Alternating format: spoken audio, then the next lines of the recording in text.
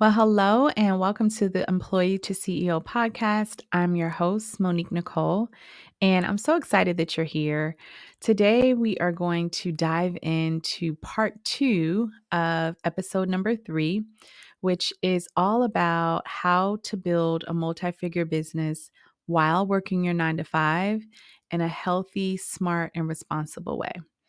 And so, if you tune into episode number three, part one, 2 weeks ago, you would have noticed that we talked a lot about, how to manage some of the challenges that comes with being an emerging an entrepreneur and just navigating, building a business at the same time of trying to building a business while you're working your 9 to 5. And so we talked a lot about that, but today I really want to dive into, some of the things that you can leverage while you're working your 9 to 5 job. So this doesn't have to be, a long, painful journey while you're working. This really can be an opportunity for you to leverage what you have. And so I want to talk about it because I feel like this is something that we don't talk about a lot. There may be a little bit of shame around this. And so I want to just kind of dive in and give you some perspective. So, the first thing is this notion or this concept of the power of leveraging your 9 to 5, which is what I want to talk to you about today. And so, there's a few things that I've learned along my journey on how to leverage my 9 to 5 and really truly make the best of it, right? And so the first thing is this concept of rip off and duplicate. Yes, rip off and duplicate. So I remember, I share a quick story. I remember working in the industry of direct sales, and I was still working my 9 to 5, high demanding advertising job that I loved at the time.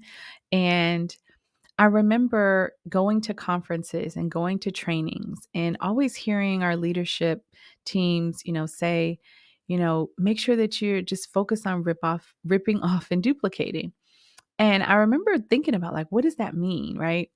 And really what it came down to was this idea of when you learn something, whether it be from someone else or a concept you've heard.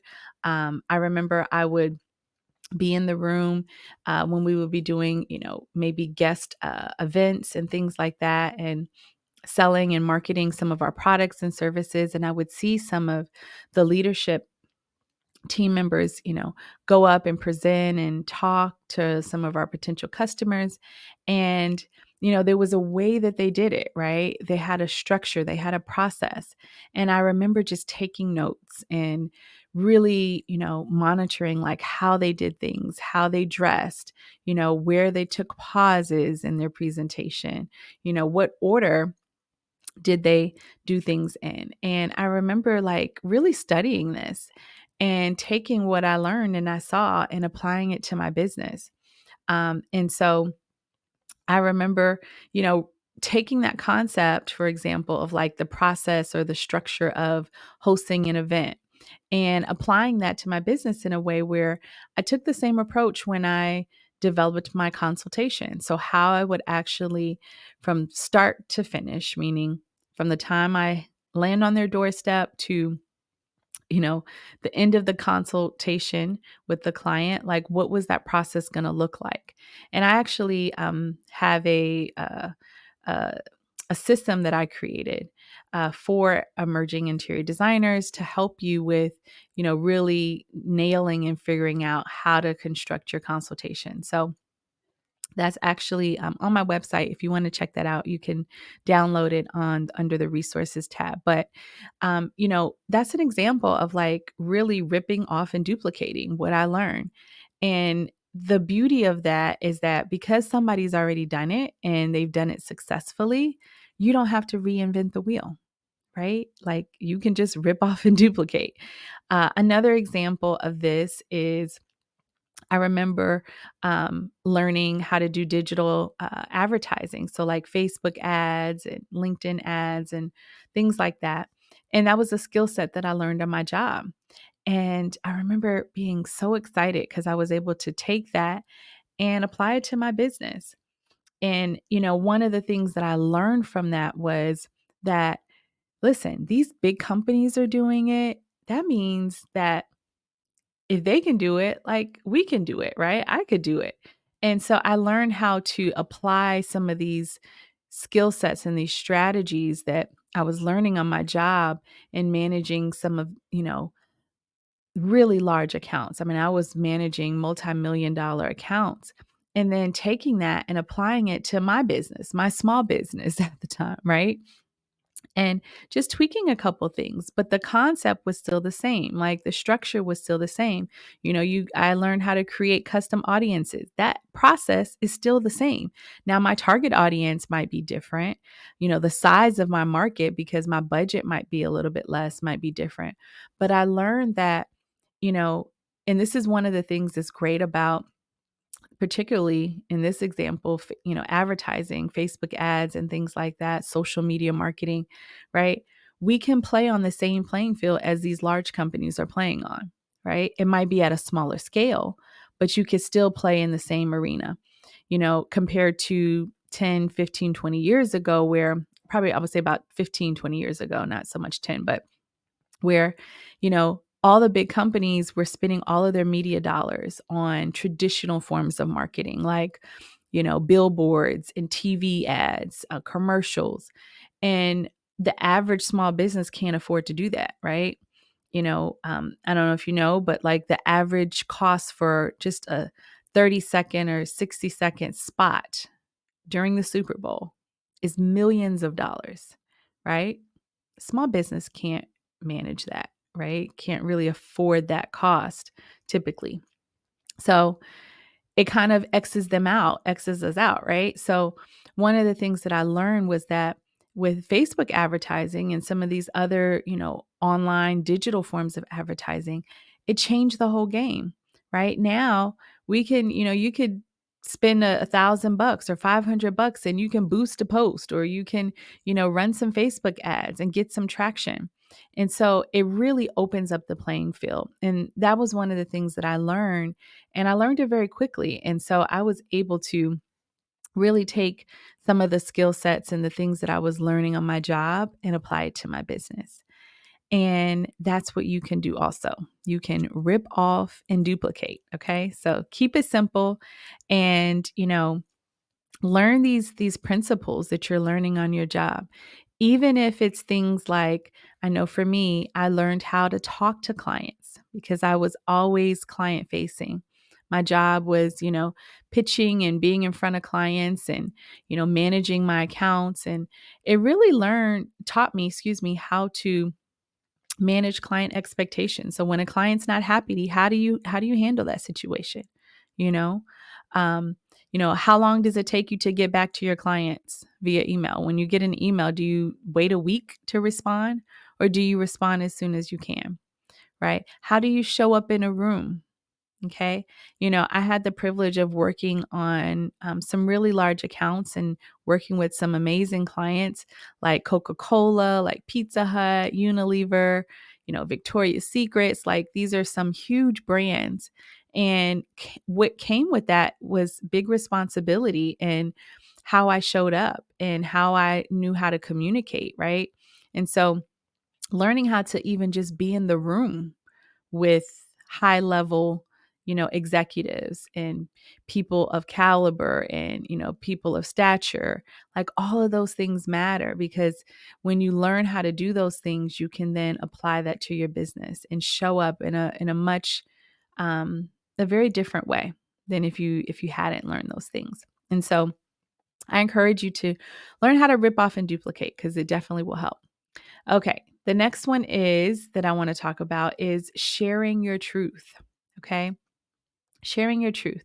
Because the truth of the matter is people want to be a part of your journey, right? Believe it or not, right? A lot of times we think, oh, no one cares, or, people are going to think about me a certain way.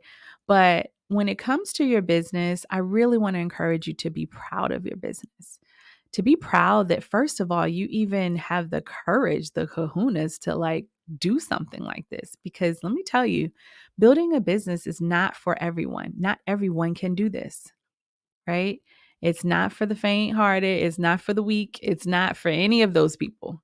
And so I'm not knocking anybody who's not starting a business, but if you're listening to this podcast, my hunch is that you do have a desire to start your own business, or maybe you've started the business and you're trying to figure out how to get it off the ground, right? And you may be struggling in this area like I was, where, for a long time, I tried to hide that I had a business. I was a high level executive at my job, and I felt like I had a reputation and a level of, I would say, excellence to withhold.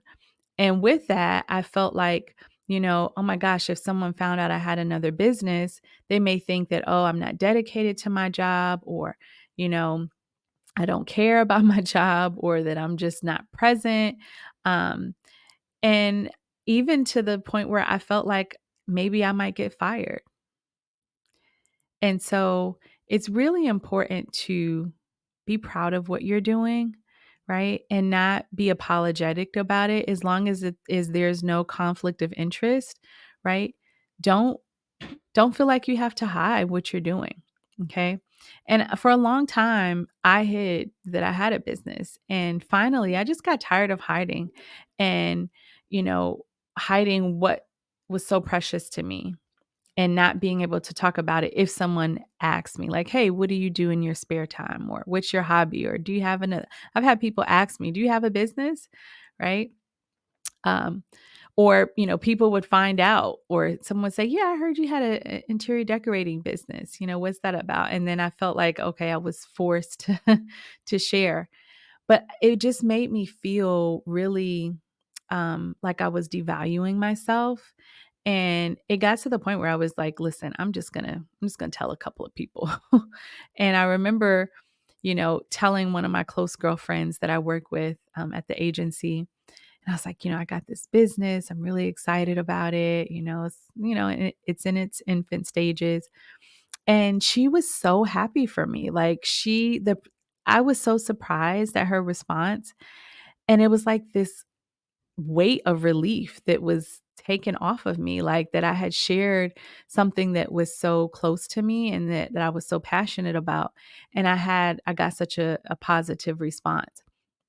And so, I started to share more over time, and people really rallied around me, and it really helped because, if I'm honest, like there would be times where, and you may experience this, if you have, please comment. But I remember there would be times where very often my coworkers would invite me out to lunch, right? Now, if it was a business lunch, I had to go. But, if it was my time and it was just leisure, a leisurely lunch with coworkers, most of the time I would decline. And I started to feel bad because I would decline, but I really wouldn't say why, and I didn't want to feel like I was didn't want to be hang out or want to be a part of the team. So, so to speak. But, I wanted to go work my business in my car. Like we talked about this on my last episode, working your business in your car, which is a very powerful thing.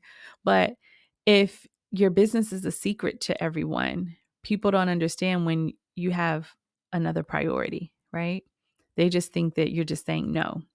And so I had to really get comfortable with it. And honestly, the moment that I shared and started to share more, right, it got easier, and it really became a better experience while I was working my job. And so, this is a part of leveraging your 9 to 5, like, showing up every day on your job, being present, giving 110%, but also respecting your business and being proud of it, and being proud to share it with others. Because I promise you, people will rally around you and they will support you like you probably would never imagine. So, I highly recommend that you share your truth, right? Keep your business separate, right? But share your truth. Okay. Okay. So the next thing I want to talk about is all about getting your money right. Okay, so there's 6 concepts that I want to kind of talk through with you about to help you start to create healthy money habits while you're working your 9 to 5, while you're used to that steady paycheck that you might be getting every 2 weeks or once a month or whenever. Because things like saving and investing while working your 9 to 5 are really great skill sets to start to build now before you step into entrepreneurship. So the first thing is all about getting your own everything. Okay. So you'll see that on the screen. Get your own everything. So what am I talking about? I'm talking about life insurance and health insurance, even something like a SEP, which is another form of a 401k investment account that you might have on your job. Okay. Now, this is important because you need to get these things before you transition from your job. Why? Because most of the time, right, on your job, they provide these things for you for free. I know for me, now it may not be like that now, but back in the day when I was working, I will tell you, they gave us, I think I got like $250,000 of life insurance for free. Also, my health insurance was pretty much free. I worked for a really great company, and they offered a 401k, and I believe the match at the time was about 4% or maybe a little bit higher. So I say all that to say you're getting all that for free, right? But what happens when you leave your job? All of that goes away, right? You leave the job, it goes with it. So you want to make sure you're in a position where you've set up your own life insurance, right? Because here's the thing with life insurance as well. The older you get, the more expensive it gets. So let's just say you're on your job and you're, 35, right?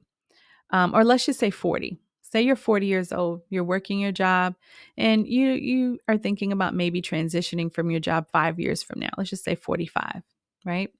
Well, between 40 and 45, what happens if, let's just say, for example, we don't want this, but say you get diabetes, right?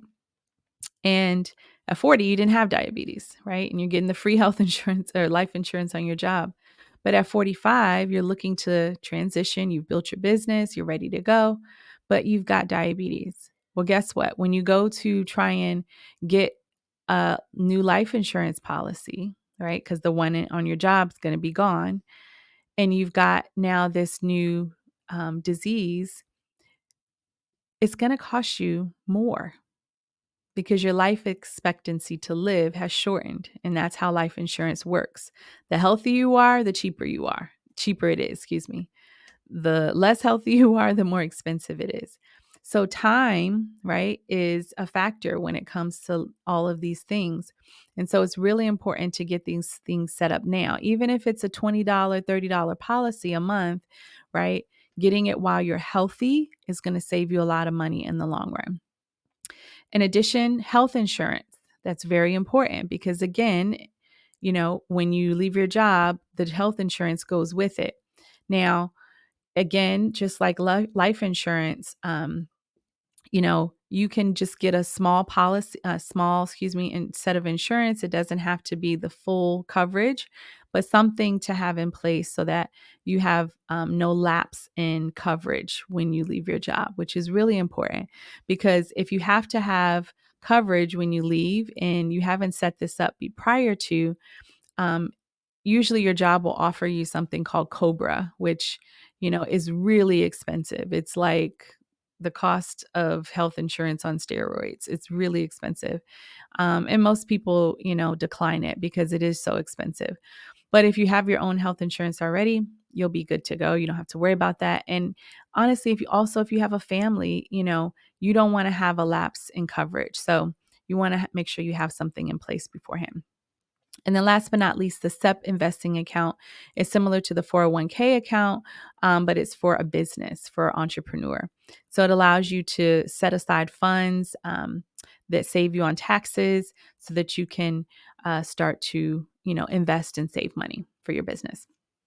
Okay, so getting your own everything is important. Make sure you get these things in place before you transition from your job.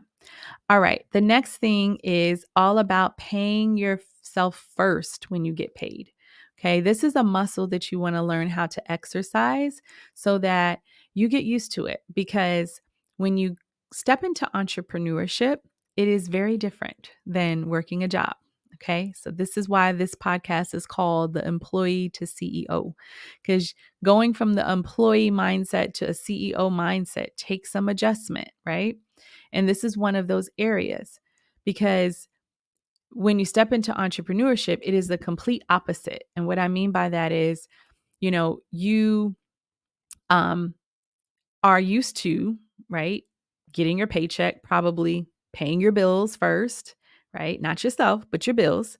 And then using whatever's left to go on vacation or get that handbag, right? Let's just be honest. That's really mostly how most people live, right? And manage their money.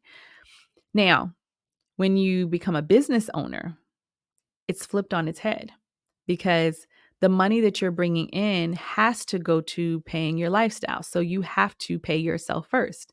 And it's a very different concept. And it's hard to wrap your head around it if you're not used to it, right? It's like saying, oh, I'm going to go for a 6 mile run, and you have never ran before, right? Like, your body and your mind just can't adjust that quickly. So you need time, right? Just like if you want to run 6 miles, you need time and you need to practice, right? You need to go run a mile, you need to go run a half a mile and continue and gradually increase, right? Over time. And so it's the same with learning how to pay yourself first, because paying yourself first means that you're going to to manage your lifestyle. And then whatever is left over is what will be invested back into the business. Right now, this is again, it's a very different concept. And so it's important to start to learn this concept early on and practice it. Okay. The next thing is all about that I want to talk about is investing the highest percentage in your 401k in your job, so that you can get the company match. Now, I know when I was working, my company matched about 4%. It may be different, it may be higher or lower, I don't know today, but whatever that match is, get it all, okay? Because it's free money. And I want you to think of it as, because we're talking about leveraging your 9 to 5, I want you to think of it as like an extra paycheck that you get every single month, whenever, the dividends or, the matches attributed, I think it's per month. Uh, think of that as free money that you can reinvest into your business, right? And so you want to get as much as you can. If someone's going to give you free money, you better make sure that you're taking it all, okay? Because you can leverage that money and reinvest it into your business. Okay. The next one is all about saving and paying down your debt. Okay. Now, this is important because, again, most of us live, from paycheck to paycheck, most people. And then if you're not living from paycheck to paycheck, you're paying all your bills and then you're using and splurging the rest of the money, right? A lot of times people have a lot of debt before they go into business. And this is one of the biggest mistakes you can make, because as long as you owe somebody that money, whatever money that you have coming in your business is going to have to be allocated to someone else, especially if it's a debt that you have to pay, right? And so it's important to make sure that you are saving for a rainy day, because businesses have ebbs and flows. And there's going to be some months where you're going to make a lot of money. And then there may be some months that you don't make any money. So you have to make sure you have something set aside for those times where things are slow. And then paying down your debt just really frees up not just your peace of mind, like you just sleep better at night when you know you don't owe nobody, but it also opens up the opportunity cost of using that money that you're getting on your job to invest in your business, to, you know, do other things, to get things set up. And so it's really important to be able to start to practice these things now, so that you can leverage the money you're making on your job and start to save for the rainy day, and make sure that you are freeing up that money that you may be having to pay towards debts. Okay. All right. The next thing is all about leveraging your free investment advice that you might be getting on your job or education on your job. So, for example, I know, when I was working, I would get I remember setting up my 401k account, and what came with that was a free consultation with a financial advisor. Right. And so I picked that financial advisor's brains. Boy, I tell you, till he probably had a headache. I remember asking him all about the different types of accounts, about ETFs, about mutual funds, about all these things that at the time, I didn't know anything about. And I used that information and went and set up my own SEP account, right? And I, created my own investment accounts. So that's what I mean by leveraging what your job might be providing you with already so that you can apply it to your business. Another area is a lot of times jobs will provide free money to go back to school or, go do a course or something like that. And so if you are, have access to free education, leverage that. Okay. Because when the job goes away, right, that money goes away, that opportunity goes away. And you always want to be learning and growing. So leverage that while you can on your job. Okay. And then last but not least, this is kind of like a bonus, but I feel like this one is the most important, is to save and invest in your business. Okay. And live below your means. So again, saving is it's one of those concepts that a lot of times is not talked about in families and households. I know it wasn't talked about in mine, and I've had to learn the hard way the importance of saving. But it's a muscle if you can start to exercise it, even if it's just putting away $1 a day. And here's a quick tip. If you're going to save, if you're not used to saving, a great way to really get started is to just put your saving on autopilot. So if you have a bank account or you have a check coming in, automatically set it so it, moves, $25 or $50 into another account, into a savings account. That way it's kind of like out of sight, out of mind. You don't miss the money, you don't see the money, but you start to practice that exercise of saving. Okay. And then the second part is living below your means, right? So living below your means is all about, looking at what your expenses are that you have to live. Like, what do you actually have to pay every month just to survive?